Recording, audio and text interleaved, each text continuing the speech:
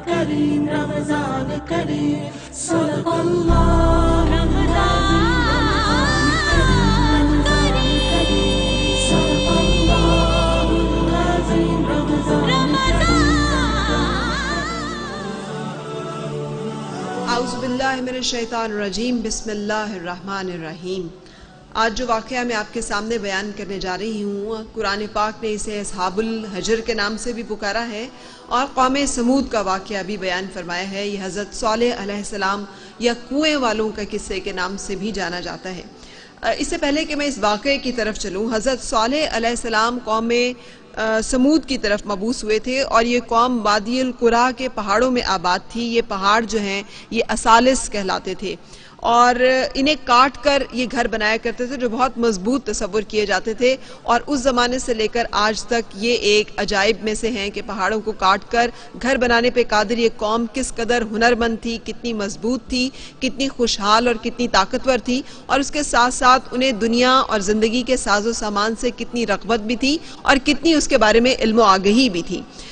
ये जो तौरात में हज़रत नूह अलैहिस्सलाम का नस्बनामा है, अगर उसके ऊपर नज़र डाली जाए तो हमें पता चलता है कि हज़रत नूह अलैहिस्सलाम के 3 बेटे हैं, हाम, साम और याफिस। और उसमें से साम की औलाद अरफकसद और सालेह, उसके बाद इब्र, फिर फल्ज, फिर रऊ, फिर सरूज, फिर नहूर, फिर आज़र और फिर हज़रत इब्राहीम अलैहिस्सलाम। यूरोप के जो मुहक्किक हैं उन्होंने इस पे जो रिसर्च की है जिसका नाम बोचर है, वो ये कहता है कि अरब इबर को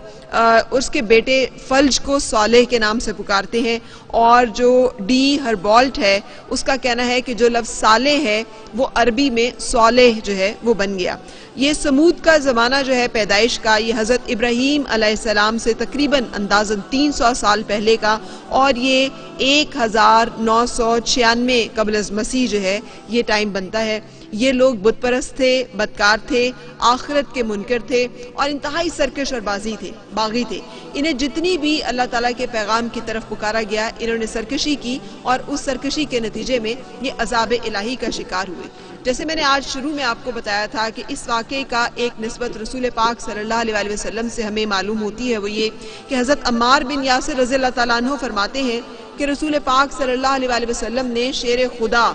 हज़रत अली करमुल्लाह वजहो से फरमाया कि अली, क्या मैं तुझे आगाह ना करूं कि दुनिया में 2 बदतरीन अफराद कौन से हैं? हज़रत अली रज़ियल्लाहु ताला अन्हु ने अर्ज़ की कि क्यों नहीं या रसूलल्लाह। आपने फरमाया, एक तो सुर्ख रंगत वाला कौम समूद का वो शख्स जिसने हज़रत सालेह अलैहिस्सलाम की ऊँटनी की कूचें काटी थी, और दूसरा बदबख्त इंसान वो है ए अली जो तुम्हें शहीद करेगा और उस खून से तुम्हारी दाढ़ी रंगीन हो जाएगी। इसी मुनासबत से आज ये वाक़या जो है ये मैं आपके सामने एक किस्सा पेश करने जा रही हूँ, और इस किस्से में हमें पता चलता है कि अल्लाह ताला जो है जब अपना पैगाम अपने बंदों तक पहुँचाता है और एक पूरा कौम उस सरकशी पे आमादा हो जाती है और उसमें कोई भी उनको रोकने वाला नहीं होता, तो अल्लाह ताला कैसे उस कौम को निस्तो नाबूद कर देता है।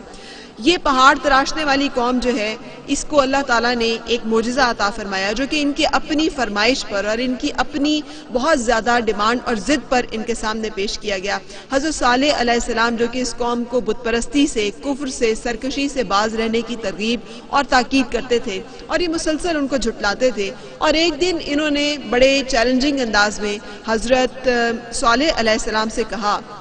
कि आप ऐसा क्यों नहीं करते कि जो सामने पत्थर नज़र आ रहा है, ये जो चट्टान नज़र आ रही है, इसमें से हमें एक ऊँटनी निकाल के दिखाएं, और उसके बाद उस ऊँटनी की शराइत भी बयान की कि वो जसीम हो, वो अजीम हो, वो गाभन हो, यानी वो हामला हो, दूध देने वाली हो, ताकतवर हो। तो हज़रत सालेह अलैहिस्सलाम जो है उन्होंने उनसे कहा कि ये मोजिज़ा तो अल्लाह ताला रूनुमा कर देगा, लेकिन उसके बाद तुम्हें इसकी तकज़ीब नहीं करनी, तुम्हें इसका एहतराम करना है। हज़रत सालेह अलैहिस्सलाम ने अल्लाह ताला के हुजूर दुआ की और अल्लाह ताला ने अपनी कुदरत से, अपनी ताकत से इनको देखती आंखों के साथ जीते जागते ये मोजिज़ा दिखाया कि पत्थर जो कि बेजान है उससे एक जानदार ऊँटनी जो है वो नमूदार हुई। और कहते हैं कि ये ऊँटनी इतनी जसीम व अजीम थी कि ये मुमताज़ नज़र आती थी बाकी ऊँटनियों में, और 10 माह की हामला थी और इसने कुछ अरसे बाद एक बच्चे को जन्म दिया। ये ऊँटनी इतनी वाफिर मिकदार में दूध देती थी कि ये पूरी कौम जो है उस दूध के साथ फैज़याब होती थी, और ये एक बहुत बड़ा मोजज़ा था। लेकिन उसके साथ साथ ये एक बहुत बड़ी आजमाइश भी थी, इसलिए कि ये ऊँटनी पानी बहुत पीती थी اور اللہ تعالیٰ نے اس کے احترام اور اس کا تقدس جو تھا وہ یہ تھا کہ یہ جہاں چاہے کھلی پھرے، کھائے پیے، اس کو کوئی روک ٹوک نہ ہو، اور اس کے ساتھ ساتھ اس کے پانی پینے کا ایک الگ دن مقرر تھا، باقی ساری قوم اس دن پانی نہیں پی سکتی تھی۔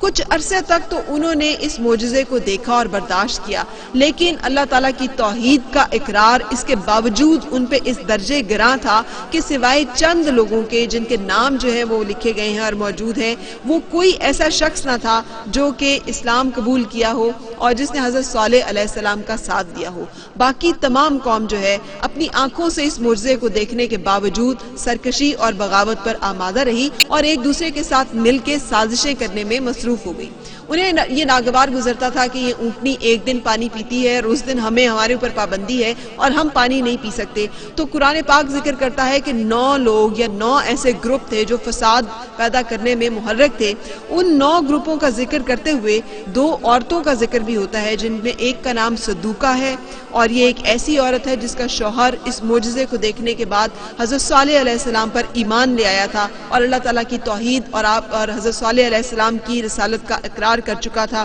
اور اس کے دل میں یہ بڑا بغض تھا، جس کے نتیجے میں اس نے اپنے چچا زاد بھائی مصرع بن منہرج بن ماہیہ اس کو یہ انیشیٹو دیا تھا اور اسے کمٹمنٹ کی تھی کہ اگر وہ اس اونٹنی کو قتل کر دے تو جس کا مطلب یہ ہے کہ ہزیمت کا شکار کرے حضرت صالح علیہ السلام کو نعوذ باللہ اپنے تئیں، تو وہ اس کے ساتھ نکاح کر لے گی۔ اس لیے یہ شخص اس سازش میں پیش تھا۔ 7 اور لوگ تھے جن میں ایک دوسری عورت جس کا نام انیزہ بنت غنیم آتا ہے، اور اس نے قدار بن سالف جو کہ وہ شخص ہے جس نے اونٹنی پر تلوار سے حملہ کیا، قدار بن سالف بن جندے، اس کو اپنی 4 بیٹیاں جو کہ بہت خوبصورت تھیں پیش کر کے کہا تھا کہ اگر وہ اس سازش میں شریک ہوگا اور اونٹنی کو قتل کرے گا تو ان 4 میں سے جس سے چاہے وہ نکاح کر سکتا ہے۔ یہ وہ لالچ تھا اور اس کے ساتھ ساتھ وہ بغض تھا جو کہ اللہ تعالیٰ کی توحید اور اقرار رسالت حضرت صالح علیہ السلام کی اس وقت رسالت کے باعث اور ان کے ساتھ بغض کے باعث یہ لوگ اس سازش میں کمر بستہ ہوئے۔ انہوں نے یہ طے کیا کہ اونٹنی پر حملہ کر کے اس کو قتل کر دیا جائے، اس کو ختم کر دیا جائے۔ ایک دن اونٹنی پانی پی کر پلٹ رہی تھی، اس کا بچہ اس کے ساتھ تھا، تو جو روایات سے پتہ چلتا ہے وہ یہ ہے کہ جو صالح مصرع بن منہرج اس نے اتنی زور سے تیر مارا کہ وہ اونٹنی کی پسلی میں پیوست ہو گیا اور اس نے بلند آوازیں نکالنا شروع کر دی۔ یہ دیکھ کر قدار بن سالف بن جندے جو کہ سرخ رنگت کا ایک شخص، جیسا کہ رسول پاک صلی اللہ علیہ وسلم نے اپنی حدیث میں جس کی وضاحت فرمائی، ایک سرخ رنگت والا شخص تھا جس نے آگے بڑھ کر تلوار سے اتنی زور سے حملہ کیا کہ اونٹنی کے پاؤں جو ہے وہ کاٹ دیے گئے، اس کی کونچیں کاٹ دی گئیں اور وہ زمین پر گر پڑی۔ اس نے زوردار آواز میں بلبلانا شروع کر دیا۔ اس کی بلبلاہٹ سن کر اس کا بچہ جو ہے وہ ہراساں ہو کر بھاگ کھڑا ہوا، اور اس کے بعد اس شخص نے حملہ کر کے اس اونٹنی کے سینے پہ وار کیا اور اسے قتل کر دیا۔ اللہ تعالیٰ نے اس اونٹنی کو ناقۃ اللہ کا نام دیا تھا، اللہ کی اونٹنی، بالکل ایسے ہی جیسے کعبۃ اللہ اللہ کا گھر، بالکل ایسے ہی جیسے اللہ کے سارے آنے والے انبیاء خود کو اللہ کا بندہ کہہ کر مخاطب کرتے ہیں، اور یہ اللہ تعالیٰ کا شاعر اللہ تھا، یہ اللہ تعالیٰ کا ایک جیتا جاگتا معجزہ تھا۔ اس پر حملہ کرنے کے بعد بھی ان کے دل جو ہے وہ نہیں پسیجے، بلکہ انہوں نے یہ سازش کی کہ حضرت صالح علیہ السلام کو بھی قتل کر دیا جائے۔ اور جب وہ اس قتل کے ارادے سے گئے تو کچھ روایات میں پتہ چلتا ہے کہ جو لوگ حضرت صالح علیہ السلام کو قتل کرنے کی نیت سے نکلے ان کے اوپر پتھروں کی بارش ہوئی اور وہ وہاں پر ختم ہو گئے۔ اس کے بعد یہ لوگ جو ہیں جو حضرت صالح علیہ السلام کو جب اس واقعے کا پتہ چلا تو ان کی آنکھوں سے آنسو روا ہو گئے، اور انہوں نے کہا کہ اس اونٹنی کے بچے کو تلاش کیا جائے۔ لوگ اس اونٹنی کے بچے کو ڈھونڈتے ہوئے جب نکلے تو وہ ایک اونچی پہاڑی کی طرف چلا گیا، اور وہ اس پہاڑی پر چڑھتا ہی چلا گیا، اور وہاں پر لوگوں نے دیکھا کہ اس کی آنکھوں سے آنسو روا ہیں، اور اس نے آسمان کی طرف منہ بلند کر کے 3 مرتبہ آواز نکالی، جس کو دیکھ کر حضرت صالح علیہ السلام نے اپنی قوم کو کہا کہ تمہیں 3 دن کی مہلت ہے اور اس کے بعد اللہ کا عذاب آ کے رہے گا۔ اور اس کے بعد یہ بھی بتایا کہ ان 3 دنوں میں تمہاری رنگت زرد اور سرخ اور سیاہ ہو جائے گی، اور بالکل ایسے ہی ہوا۔ جس دن پہلا روز تھا وہ جمعرات کا دن تھا، اور اس دن ان کی رنگت جو ہے وہ زرد پڑ گئی۔ انہوں نے اپنی آنکھوں سے یہ نشانی دیکھی لیکن توبہ نہ کی، معافی نہ مانگی، اللہ تعالیٰ کی حضور میں رجوع نہ کیا۔ اگلا دن آیا تو ان کی رنگت جو ہے وہ اسی سرخ ہو گئی، اور اس سرخ رنگت کے باوجود وہ دیکھتے رہے اور انہوں نے اپنی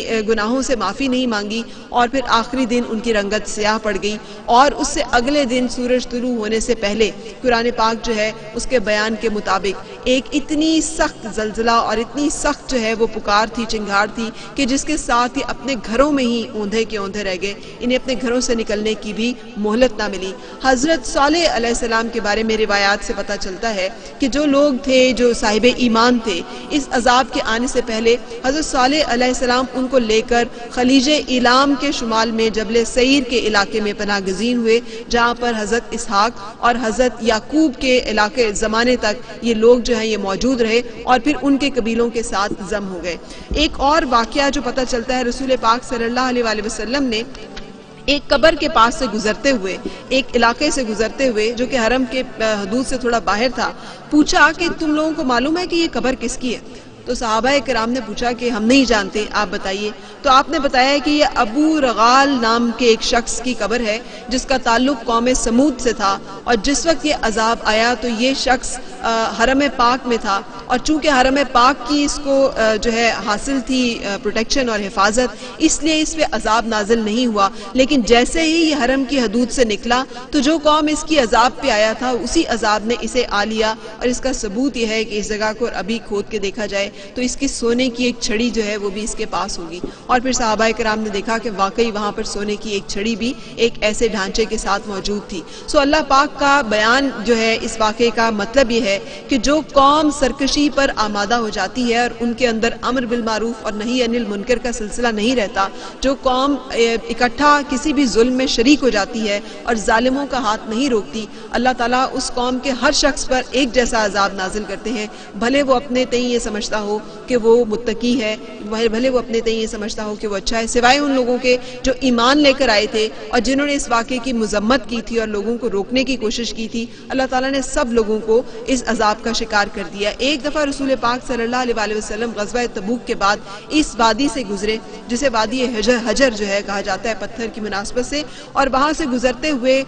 جو صحابہ کرام ہیں انہوں نے کنووں سے بھر کر ہانڈیاں بنائیں، آٹا گوندا۔ رسول پاک صلی اللہ علیہ وسلم کو پتہ چلا تو آپ نے حکم دیا کہ ہانڈیاں الٹا دو اور یہ جو آٹا ہے اسے ضائع کر دو، اور پھر آپ صلی اللہ علیہ وآلہ وسلم اس کنویں کی طرف لے کر گئے صحابہ کرام کو جہاں سے حضرت صالح علیہ السلام کی اونٹنی پانی پیا کرتی تھی، اور آپ صلی اللہ علیہ وآلہ وسلم نے ایک بڑے واضح حکم دیا کہ اللہ تعالیٰ سے معجزات نہ مانگو، اس لیے کہ جب معجزہ آتا ہے اور اس کے بعد اس کی تکذیب کی جائے تو پھر اللہ تعالیٰ اس قوم پہ عذاب بھیج دیتا ہے۔ ہم اپنی آنکھوں سے اپنی زندگی میں ہر وقت کوئی نہ کوئی معجزہ رونما ہوتے ہوئے دیکھتے ہیں جو صرف ہم جانتے ہیں اور ہمیں پیدا کرنے والا رب جانتا ہے۔ اس کو دیکھنے کے باوجود اور اپنی زندگیوں اور اپنے اجسام اور اپنے معاملات پہ نظر ڈالنے کے باوجود اگر ہم اللہ تعالیٰ کی وحدانیت کا وہ اقرار نہیں کرتے جو اس کا حق ہے، اور ہم برائی کو روکنے میں اپنا زور نہیں لگاتے، بھلے وہ زبان سے ہو، بھلے وہ قلم سے ہو، بھلے وہ تلوار سے ہو، ہمت سے ہو، طاقت سے ہو، تو پھر اللہ تعالیٰ ہمیں ان تمام عذابوں سے اور اللہ تعالیٰ ہمیں تمام پریشانیوں سے اپنی حفاظت میں رکھے۔